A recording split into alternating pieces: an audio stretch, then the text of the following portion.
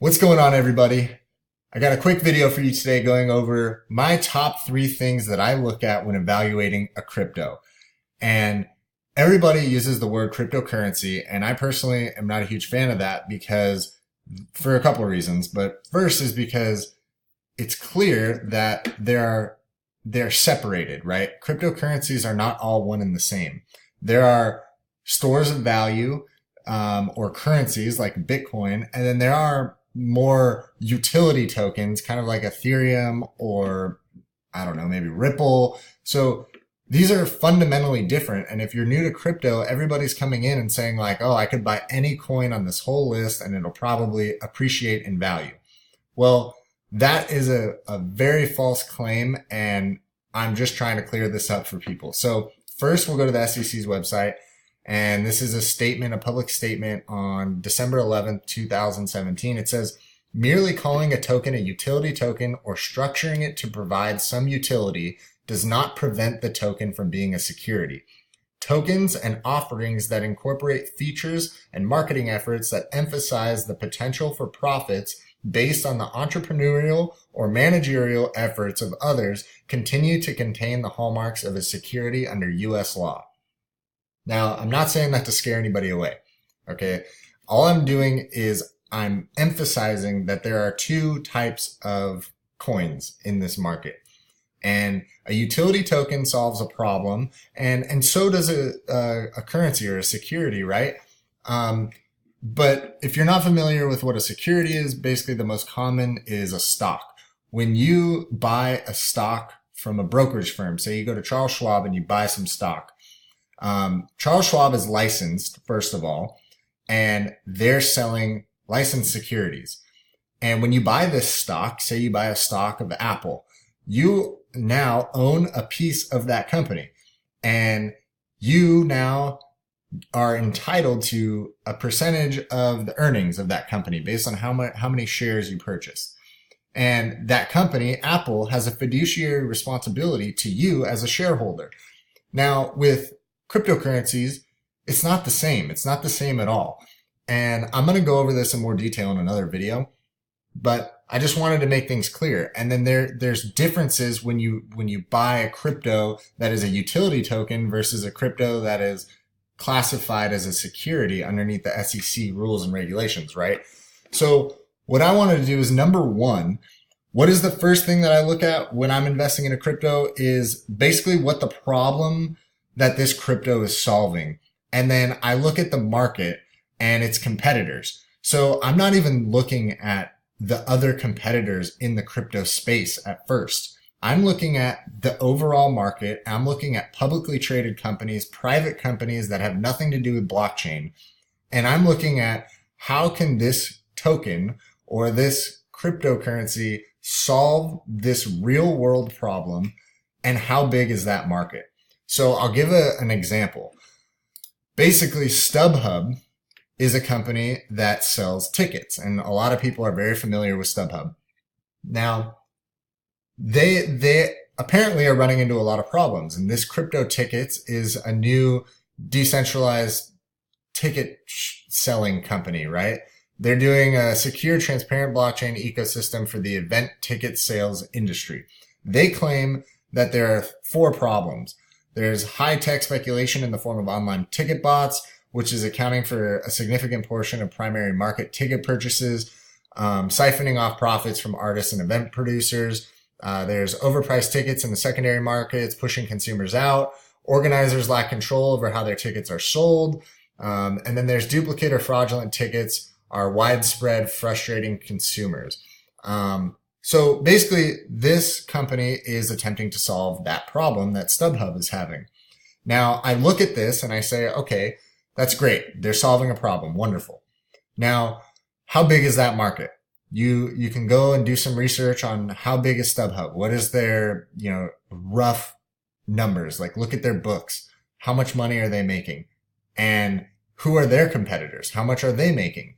And is there room for another competitor? And if there is, why would a customer go to crypto tickets? And then that brings me to my second point, is when my number two thing that I'm looking at when I'm evaluating a crypto is what would make, like, I want to get my money back as an investor. Now, by buying this token from crypto tickets, how will I be able to get my money back and then some? How will I be able to make a profit? At the very least, how will I get my money back? And that is something that you have to do a little more digging. So crypto tickets, basically you would sign up and you would go and you'd browse for whatever ticket you want. Then you deposit fiat dollars and then you would buy their crypto tickets tokens. And then you would buy your tickets with the tokens, and then crypto tickets, the company, would now possess your tokens. And it is of my opinion that this company would take those tokens that you just gave them for those tickets, and then they would liquidate that into US fiat dollars, or maybe they would liquidate it into Bitcoin, maybe another store of value, thus selling their crypto tickets to the next buyer. And you can agree with me or not, because I have not done a lot of research on crypto tickets. I don't know if they're holding their tokens and hoping that they're appreciating in value. But basically, it is supply and demand at the basic fundamentals of what drives any market. And what I look at with these utility tokens is, yes, this coin solves a problem, but it might not be a great investment opportunity for us buying this coin. And the reason I say that is because this ticket company, crypto tickets, could basically just be profiting, and they're taking your tokens, then they're selling them back for fiat. Now, what that does is it keeps the demand might be higher as people are buying in and buying more tickets off this website, but the supply is never getting smaller because they're not holding their tokens. They are selling the tokens back. So supply and demand will continue to be even. Thus, the token price will never rise. And so that's what I look at. How can a company that is set up solving a problem with a utility token, how can that token rise in value? And a lot of companies are coming out and they're implementing staking, and that's great, because then what that does is these customers, I don't know if crypto tickets uses staking, but if they did, and if I was an advisor, I would say you should probably use staking, because I don't know if you are, but if you're not, kind of a good idea, because then people could deposit fiat money onto this platform. Then they could leave their tokens on the platform. They could stake over a month's period of time or whatever time frame they want. And then their tokens would appreciate in value, basically because they're getting more tokens the longer they leave them in the site. And then they have more money to buy more tickets. And that is why a lot of people are implementing these proof of stakes or master nodes and kind of ways for the token to appreciate in value. So another example would be looking at something like Ripple. So Ripple is used for bank transactions, and every time a transaction happens on the RippleNet network, a percentage of that coin is burned. And so that means that the supply will slowly go down over time. And they have a huge supply right now, but over time, the supply will go down because every transaction that happens on their network, a percentage of coins is burned. And that thus increases the price of Ripple. Now, you have to do math and you have to look into it. Investing, everybody thinks because the crypto market is booming right now that they can just put money in anywhere and make a great return and they're going to be rich tomorrow. But that's not necessarily the case, because Ripple's burn rate on their coins is tiny. Now, unless there's a huge pump in demand, then the coin will generally stay the same. And if you look at it, a year ago, it was sitting for the past, since 2013, it was sitting at the same price almost. Like there's no gain. And then just recently in 2017, we hit this hyperbolic growth, and you see this hockey stick coming on. But that's what you have to understand, is this is an anomaly. And yes, in crypto, this is going to happen a little more than in the average stock market, but it's still an anomaly. So that's what I look for. Number two is, how can a coin appreciate in value? Is there any way that your coins will multiply or your coin will go up in value based on how the business is run. And that takes some digging, and that's what the big whales are doing, guys. Like, it's just that simple. So another company is Wabi. The reason I'm bringing this up is because my number 3 thing that I look at is the team.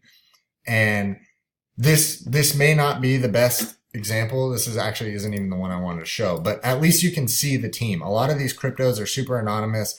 I know Bitcoin, people are going to troll my comments and say, oh, but nobody knows the Bitcoin founders. Well, that's fine. Okay. It was the first one. It was basically an experiment, and it's been going fantastic since. And there are a lot of open face guys on the development team, on the core team, who are open about that they're developing the platform.